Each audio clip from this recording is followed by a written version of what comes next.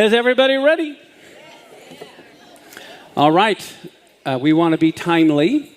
Today, we're going to look at the ninth letter, the letter Tet.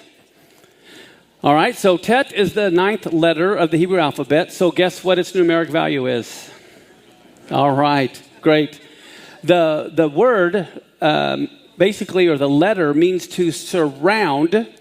And in the ancient picture language, it was represented by a serpent. You can kind of see the little serpent's head there. It helps you remember it. Look at Tet and think of a little serpent there. But here's how the picture looked like during the time of Moses. The letter Tet looked like a circle with an X in it, and it was representative of a snake, and it means to surround. Okay, and how many of you know Satan only comes to kill and destroy life? Okay, so that's what Satan is like. As I was looking up some things, as you know, every Hebrew letter is also a word. It means clay, and that was what it looked like. It's the number 9, and the symbolic meaning is to surround. Now, what's fascinating is Satan, who comes to kill and destroy life. Here's his name in Hebrew. You have the letter Shin, that's the ancient letter Shin, and the ancient letter Nun with the Tet in the middle. So when you think about that, the Shin means to consume and destroy, Satan's name, and then the Nun is life. So the very name of Satan is one who wants to consume and destroy life, and he's right in the middle of it all there, as you can see. Did anyone know what the 9th commandment is? It's you shall not lie or bear false witness. The 9th commandment is the letter Tet, and the devil is a liar and the father of all lies, it says in John 8:44.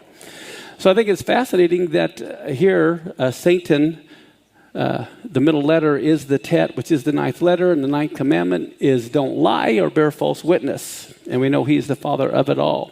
Remember Sodom and Gomorrah. Lot, we normally say Lot, but Lot, and remember, we've got the Tet there, representative of his name. Remember, Lot sat in the gate? Okay? Well, sitting in the gate means someone who has authority. Okay? But when the Lamed, the first letter Lamed, as you're going to learn in a few weeks here, means basically to teach, to instruct. And in the ancient Hebrew, it was a shepherd's staff representing authority. The Vav, as you know, means to connect to things. So Lot's very name means the authority connected to the serpent, or given over to the serpent. Now, in the book of Lamentations, if you remember, it's a story of Jeremiah lamenting the destruction of the temple. And what day was the temple destroyed? The 9th of Av. And in Lamentations chapter 2, verse 9, he says, her gates are sunk into the ground. And the word there is tavu, which means to be sunk. Now, what's fascinating is in the Torah scroll, or not Torah, there wouldn't be Torah scrolls, but in the scrolls of the book of Jeremiah, that letter Tet is made small, as if it shrunk. That's the way it looks like in the scrolls. And they say this alludes to the fact that Jerusalem was made smaller, and the Tet having the numerical value of what? And the temple was destroyed on what day? The 9th of Av. Okay, so here it is, and it's in Lamentations chapter 2, verse 9. So here we have the 9th verse. On the 9th of Av, the 9th letter, Jerusalem is made small. Now, how many of you know God had written a bill of divorcement to Israel? Remember that? Well, a Jewish divorce document is called a get. And you have the letter Tet there. It's made up of 2 letters. And when you think of a divorce being between 2 people, right? And the Hebrew word here for divorce is made up of only these 2 letters. And do you know in the entire Torah, these 2 letters, the Tet and the Gimel, are nowhere next to each other. So the very Hebrew word meaning to divorce or to separate, these 2 letters nowhere in the Torah are next to each other, not even within a single word or the last letter of one word and the first letter of another word. Wow. What an appropriate title for a document meaning to separate two. Wow. Okay, in the first set of tablets concerning the 10 Commandments given to Moses, every letter of the Hebrew alphabet appears except for the letter Tet in the 10 Commandments. And in Exodus 20, verse 12, is where it says, honor your father and mother that your days may be long. Remember that verse? Well, in the second set of tablets that Moses receives, there's an additional phrase, and it contains the letter Tet, so it's now in there. And it appears with an additional phrase that has been added to the commandment to honor your parents.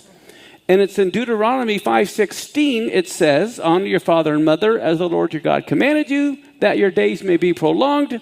And then it adds, and that it may go well with you. And the Hebrew word is yatav, so that's been added, which I think is quite fascinating. Finally, we have a lamb. And the Hebrew word for lamb begins with the letter Tet. But what's fascinating, too, it means in the sense of a covering or a protection. When you think of being surrounded, we want to be surrounded by the chief shepherd, don't we?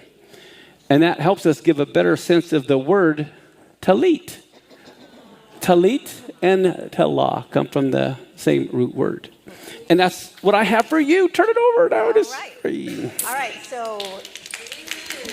Oh, that's good. So the Tet says t, as in Tony the Tiger. Everybody say t. Easy, okay? Tet has a dual nature, which means it can reveal good or it can also reveal evil. So Isaiah 45:7 says, I form the light and create the darkness. I make peace and create evil. The Lord does all these things. So that's an interesting concept to think about. All right, let's first write Tet. No, let's first do this, actually. All right, let's look at, remember last week we did the Chet, that one where you have to kind of clear your throat.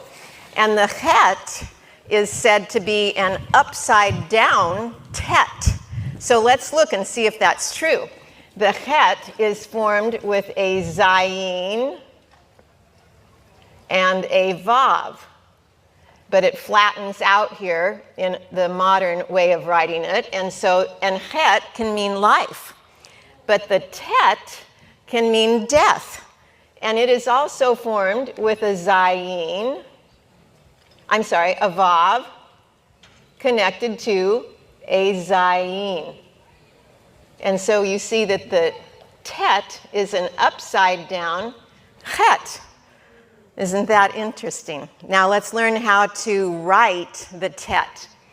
Okay, so you're going to see that the Tet, the way that it can bring death is that the Vav is like a bent new man, bending in reverence to the Zayin, who is the crowned man, Yeshua. Okay, so let's write it. So here's the Vav. We're going to have this slight little hook. We're going to come down, and we're going to connect to the Zayin. Okay? We'll do it again. All right? So make the little hook, come down, connect it to the Zayin. And that's your letter Tet. Everybody got that? Need it to one more time? You good? All right. Now let's read some words that begin with Tet, and then I'm going to show you a fun way to practice your vowel points. All right? The first word we have up here, we have one vowel. What's this vowel going to say? O. So we have the T. Tov. Excellent. And that means good. Why did this word end with a V? There's no dot. And there's also no vowel. So you did it perfectly. All right, now here we have two dots that are going to say A, and we have the Vav with the belly button that has a tummy ache, ooh, remember? So you're going to say Te, oot. Okay, Te, oot, Te, oot. It means sweeping. Okay, everybody understand why we say it like that? Does the aleph make any sound of its own? No. And so the aleph is just going to say this sound. So it's going to be te-ut, te-ut. Got it? Raise your hand if you understand. Pretty good. Okay. I'm attached to this board here, so I'll go this way. All right, so let's do, okay, so what's one dot underneath going to mean? E. So it's going to be T-vul. And that's the lamed, it says L-ul. So let's do it again. T-vul. Do you see why the V makes the U sound with it? That's the only vowel there, so it's T-vul. And that means baptism. All right, let's do this one. It has the line under here and a line under here. So you're going to say ah and ah. So it's going to be ta-vu-ak. Now this is an exception. Normally we'd say ka, but when the chet is the last letter of a word with a patak with the line underneath it, it's just going to say ak. Okay? So let's do it again. Ta-vu-ak. Ta-vu-ak. All right? And our last one we're going to read for today is both ah sounds, so easy. Ta-bach. Okay? Ta-bach. And that's, you see why it ends with the k sound? Everybody understands that? All right, now I want to show you something that's fun. At home, you can practice your vowel sounds over and over with, well, I'll just leave this up here. You can take a 3x5 card or a 5x7 card and write your Hebrew letters on each card.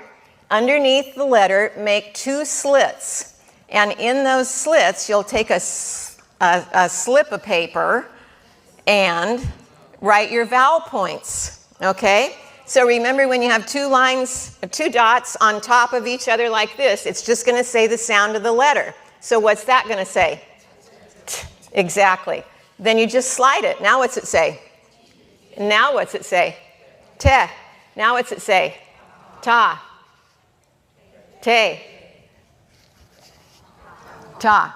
And so you just slide your vowel points back and forth under the letter and you can practice. And it's a fun way to do it, easy way to do it, and it's great practice. So I encourage you to do that. All right? Any questions? All right, that's our fabulous chat. Thank you.